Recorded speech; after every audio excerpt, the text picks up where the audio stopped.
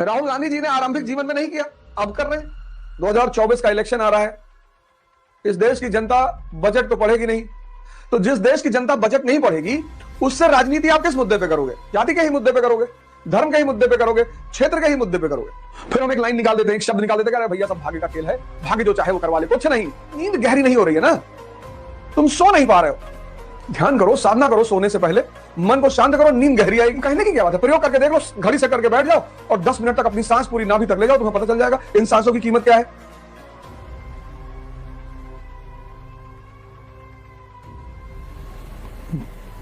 जय हिंद फ्रेंड्स।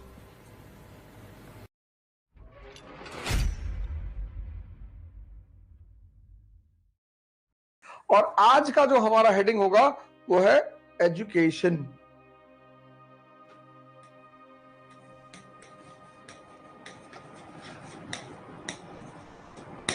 शिक्षा। इस पर जितना भी बोला जाए वो कम है। शिक्षा। आज भारत के सामने बड़ी सारी चुनौतियां हैं, बड़ी सारी,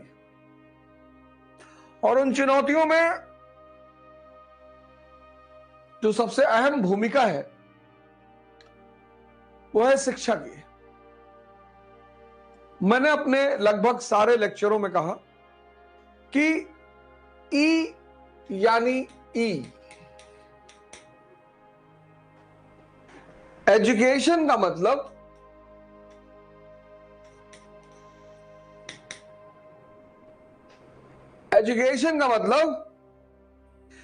एनलाइटनमेंट।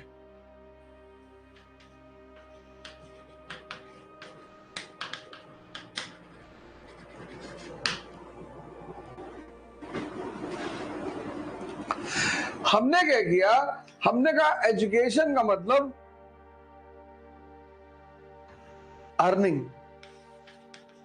बस यहीं पर इस देश का दुर्भाग्य शुरू हो गया, यहीं पर। क्योंकि जितना दिमाग जिंदा नहीं होगा, जिंदा दिमाग देखता है, सवाल करता है, सोचता है। आजकल तो इतने सारे चैनल हैं और सारे चैनलों में अपनी अपनी कहानी सुनाई जा रही है। हमें भी पता है 2024 का इलेक्शन आ रहा है, इस देश की जनता बजट तो पढ़ेगी नहीं। तो जिस देश की जनता बजट नहीं पढ़ेगी, उससे राजनीति आप किस मुद्दे पे करोगे? जाति के ही मुद्दे पे करोगे, धर्म के ही मुद्दे पे करोगे, क्षेत्र के ही मुद्दे पे करोगे। तो यह भारत का एक बहुत बड़ा दुर्भाग्य है कि एजुकेशन 80% के आसपास पहुंच गई, लेकिन दिमाग को जिंदा नहीं कर पाई। Education is to make the mind alive. अब जो जिंदा दिमाग है, अलाइव दिमाग है, वो कुछ बातें उसके जीवन में क्लियर रहेंगी कि जहां भी एम्बिशन है,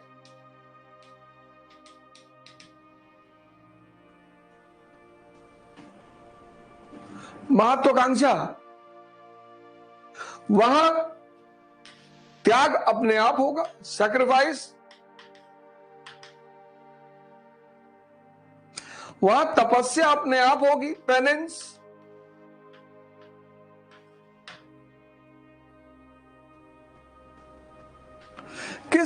किसके जीवन में नहीं है बताओ? कोई एक महत्वाकांक्षी आदमी बताओ, कोई एक महान आदमी बताओ जिसके जीवन में ये सारी बातें ना रही हो।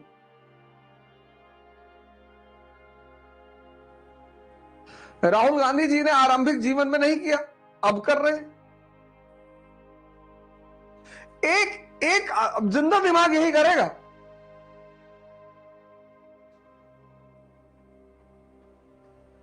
जिंदा दिमाग यही करेगा कि वो देखेगा कि यार जहां भी महत्वाकांक्षा है वहां त्याग है, श्री राम जंगल नहीं जाते, कभी नहीं भगवान होते। श्री कृष्ण का जीवन देखो, गांधी जी का देखो, अंबेडकर जी का देखो, लिंकन का देखो, कलाम साहब का, तुम एक महान आदमी उठा लो। ये जो मरा हुआ दिमाग है, मरा हुआ, ये मरा हुआ दिमाग चाहता है कि एम्बिशन हो लेकिन सेक्रीफाइस ना हो, लेकिन तपस्या ना हो। ये संभव नहीं है।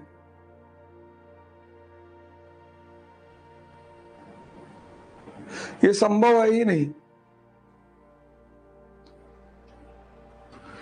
दुनिया में कहीं सुने हो 5 बजे क्लास चलते हुए सुबह? और अभी तो चलो गर्मी शुरू हो गई, सोचो दिसंबर में जब ये क्लास चलेगी।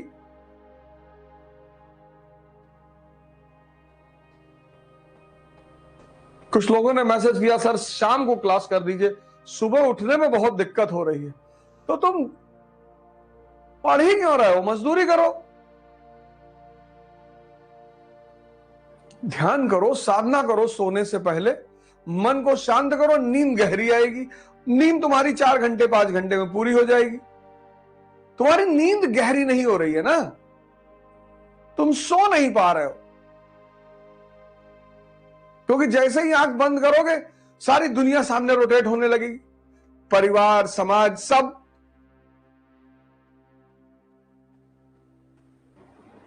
तो शिक्षा बहुत क्रांतिकारी चीज है, बहुत बहुत ही क्रांतिकारी। और उसमें भी मैं डॉक्टर अंबेडकर को हमेशा कोट करता हूं। मुझे वो लाइन उनकी इतनी अच्छी लगती है, कोट करने का उद्देश्य ही यही है। मुझे वो लाइन, उन्होंने शिक्षा को गाय का दूध नहीं कहा कि गाय का दूध है और अमृत है। वो गाय का दूध भी कह सकते थे कि शिक्षा गाय का दूध है,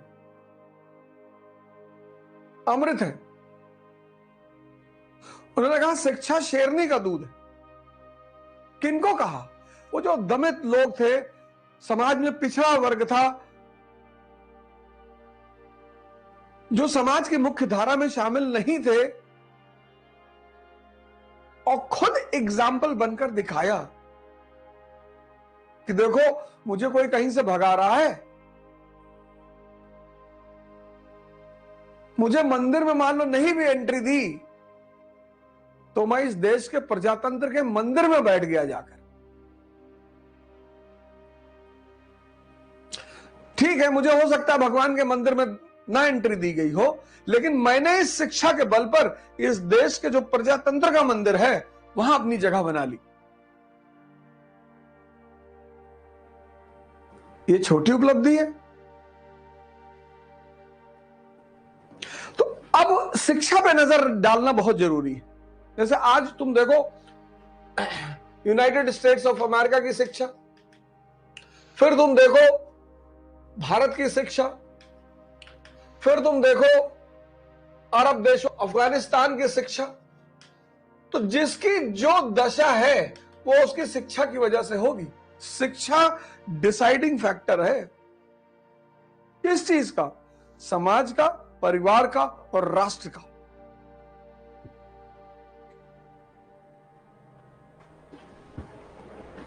शिक्षा डिसाइडिंग फैक्टर है समाज का, परिवार का और राष्ट्र का। और अगर तुमने एनसीईआरटी की पहली लाइन पढ़ी होगी, अगर तुमने एनसीईआरटी की पहली लाइन पढ़ी होगी, एजुकेशन क्या बात कहता है? पहली लाइन कहती है education was not completely neglected,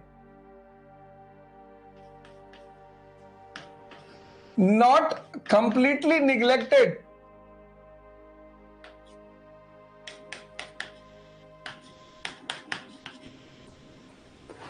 शिक्षा पूरी तरह उपेक्षित नहीं थी, हो ही नहीं सकती, हो ही नहीं सकती। शिक्षा पूरी तरह उपेक्षित नहीं थी, क्योंकि मन को, इंसान को ट्रेन तो करना है, किसी भी लेवल पे करना है, लेकिन करना तो है। तो शिक्षा पूरी तरह उपेक्षित नहीं थी, लेकिन on the whole defective. On the whole defective, त्रुटिपूर्ण। पहली लाइन है, पढ़ के देखो हिंदी और इंग्लिश में, कि शिक्षा पूरी तरह उपेक्षित नहीं थी, हो ही नहीं सकती, मानव समाज में उपेक्षित हो ही नहीं सकती, या तो निम्नतम लेवल पे होगी या उच्चतम लेवल पे होगी, उपेक्षित नहीं हो सकती। तो कह रहा कि शिक्षा पूरी तरह उपेक्षित नहीं थी, लेकिन डिफेक्टिव थी। क्या कह रहा है, डिफेक्टिव कैसे थी? अब देखो क्या क्या शब्दों का इस्तेमाल कर रहा है। कह रहा पारंपरिक थी, ट्रेडिशनल। कह रहा आउट ऑफ रीच, किससे? पश्चिम के अचीवमेंट से।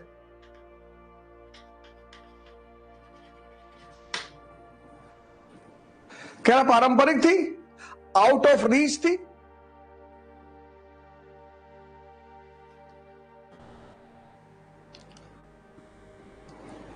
पश्चिम के अचीवमेंट से, नॉट कंसर्न्ड,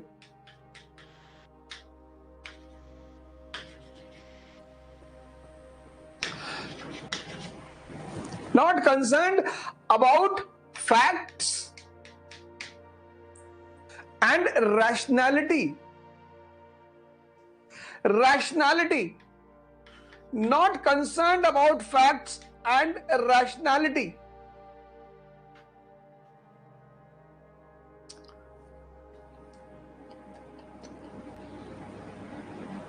मैंने बताया ना हनुमान चालीसा, हनुमान चालीसा सूत्र दे रही है, उसको सिर्फ पढ़ना नहीं है, डिराइव करना है। जैसे तुम फिजिक्स के सूत्रों को डिराइव करते हो, F = m × a, ऐसे हनुमान चालीसा को सिर्फ पढ़ना नहीं है, डिकोड करना है, डिराइव करना है। मैंने तुमसे कहा प्रयोग करके देख लो, कहने की क्या बात है, प्रयोग करके देख लो, घड़ी सेट करके बैठ जाओ और 10 मिनट तक अपनी सांस पूरी नाभि तक ले जाओ, तुम्हें पता चल जाएगा इन सांसों की कीमत क्या है।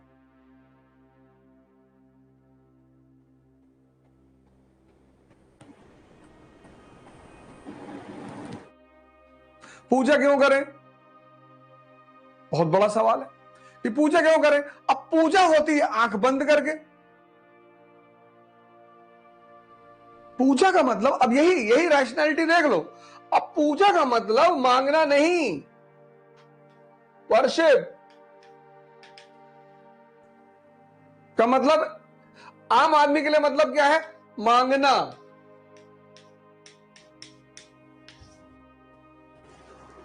भगवान के पास गए, उनको कुछ दे रहे हैं, 2 रुपए फूल चढ़ा दिए,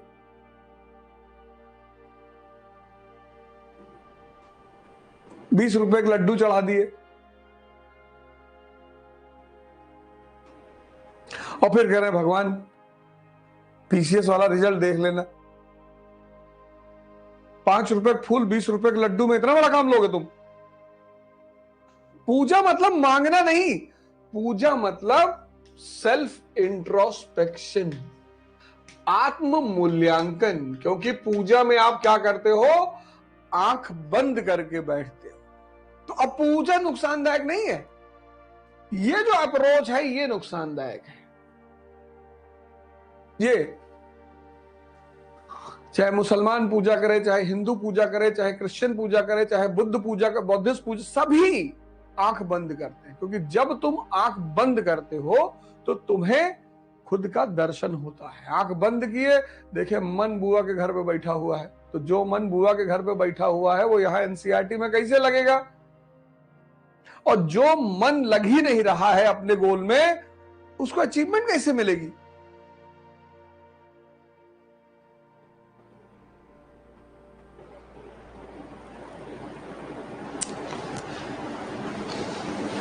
भाई हम पढ़ते हैं कि लिंकन जी के पास किताब खरीदने का पैसा नहीं है, प्रेसिडेंट ऑफ अमेरिका। आश्चर्य नहीं होता?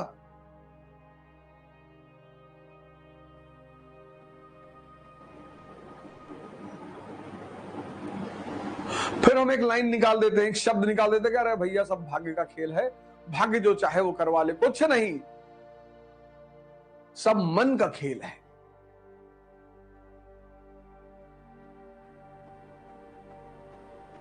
और शरीर दिखाई पड़ती है, मन दिखाई नहीं पड़ता। तो ये है रैशनैलिटी। ये जो अप्रोच है इसको रैशनल अप्रोच कहते हैं।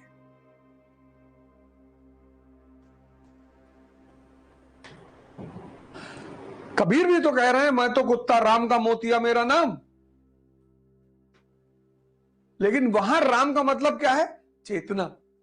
इकरा आईएएस के साथ अब युवा पकड़ेगा यूपीएससी में बेहतर प्रिपरेशन की रफ्तार, क्योंकि इकरा आईएएस लाए हैं यूपीएससी सीएससी 2024 के लिए ऑनलाइन और ऑफलाइन बैचेस, जिसके लिए आएंगे दिल्ली से एक्सक्लूसिव झा सर, ओझा सर, संजय सर, रबानी सर और शेखर सर जैसे 20 साल के experienced faculties. Join our new offline batch for NCERT Basics and GS Pre-Com Mains at Ikra IAS Kanpur. Starts from 4th March. You can also join our new online batch at ikraias.com.